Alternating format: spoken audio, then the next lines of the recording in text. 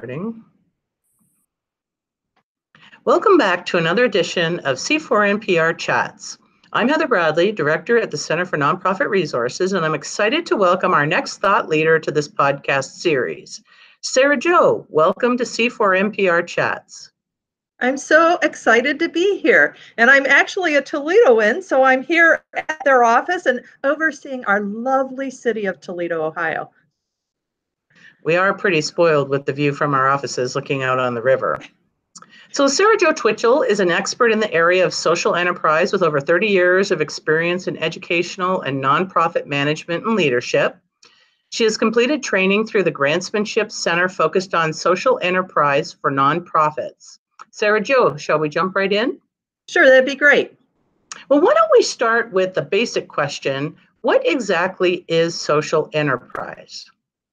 So, social enterprise is a way to be able to, it's used in both the for-profit and nonprofit worlds as a way to generate income for the most part. That's the goal, in a different way than you've done. Really seeking to achieve the mission of the organization or to help in some way, some cause to be able to do that in the for-profit world. So in nonprofits, we kind of do it to support the mission that we already have adopted, to be able to create a new way of really helping either the population we're working with or to create new sources of income. Great. So how did you become interested in social entrepreneurship? Well, I like to blame it all on my dad, who was a marketing professor. But really, I think I have always been pretty business oriented all the time that I've been involved in the nonprofit world. And so I got involved really, my first thing was I created a program called Suitably Attired. And so we would take the clothing that in essence was beyond what we needed to serve the men and women we were serving, and we sold it. And we generated probably, 10 to 20% of our income from those sales for the organization. Wow. So I guess you've already started to touch a little bit, but how can social entrepreneurship be helpful to nonprofits?